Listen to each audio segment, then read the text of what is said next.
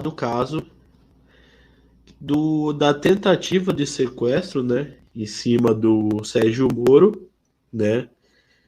PCC desembolsou 1,2 milhões em plano para sequestrar Moro, né?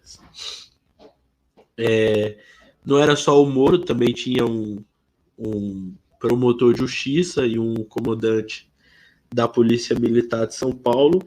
E a gente aqui no fazer algumas reflexões com esse tema, né? A primeira reflexão que, na minha opinião, tem que ser tomada a respeito do tema da segurança pública é como a gente chegou nesse estado, né? Primeiro, as prisões ultra mega lotadas, né? Isso acho que ninguém pode ter dúvida. A situação das prisões, os massacres que rolam nas prisões do nosso país, fez com que a gente chegasse na situação que a gente chegou hoje, né? Então, o encarceramento da população pobre, a falta de recursos básicos nessas cadeias fortaleceram o crime organizado, né? Então, o PCC, para quem tinha alguma dúvida que o Bolsonaro combateu o crime ou algo do tipo, isso é uma balela, né? Então, a segurança pública no Brasil é um debate que vive hoje de algumas balelas, né? A primeira é que prender por prender resolve. E, na verdade, a gente sabe que não resolve, porque senão a gente não teria tantas facções fortes no Brasil que se fortalecem nas prisões, né? Porque o cara chega lá, encontra uma completa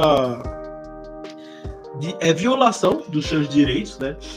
Mal infraestrutura, muitas vezes comida estragadas, e o crime organizado se fortalece dessa carência, né?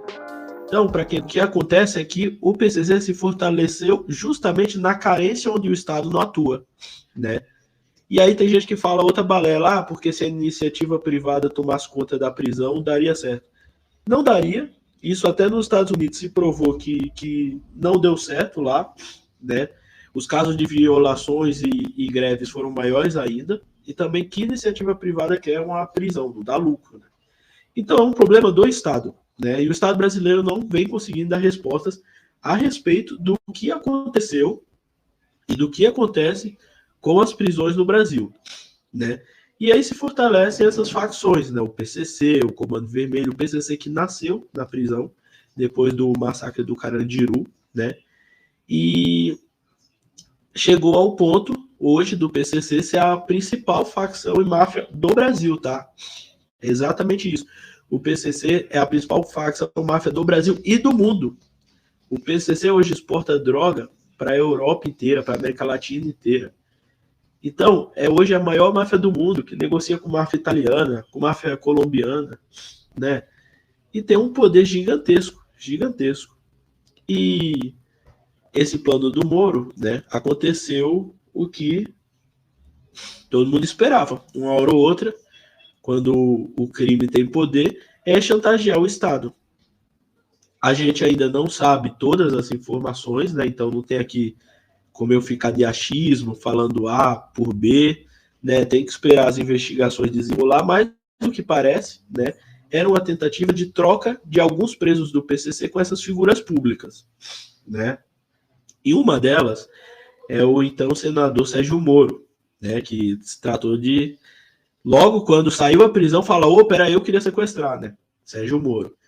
E qual é a alegação que a mídia está falando, né? Que a gente ainda não sabe porque a investigação está no começo. Era que a figura Sérgio Moro foi marcada porque ele proibiu visitas íntimas nos presídios federais para essas lideranças.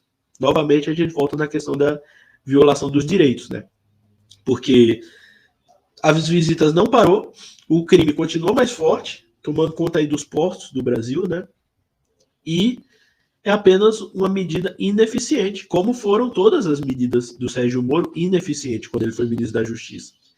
Não combateu em nada o crime. A prova é hoje o poder que o PCC tem no nosso país. Então, assim, aconteceu isso. Tentaram pegar o Sérgio Moro, né? Estou um pouquinho com sinusite, galera, não repara.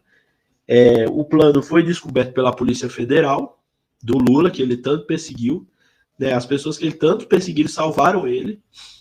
E aí está tendo a investigação para saber realmente a fundo como ia acontecer, quais eram os interesses mesmos, né? Se era troca de presos, se era retaliação, quais eram os verdadeiros motivos, porque até então a gente só tem a cobertura da mídia reproduzindo ali as primeiras impressões da investigação, né? Então tem que ter muita cautela, né? Ele não pode tomar os pés pelas mãos e entender realmente a gravidade. De toda forma, o problema central está aí.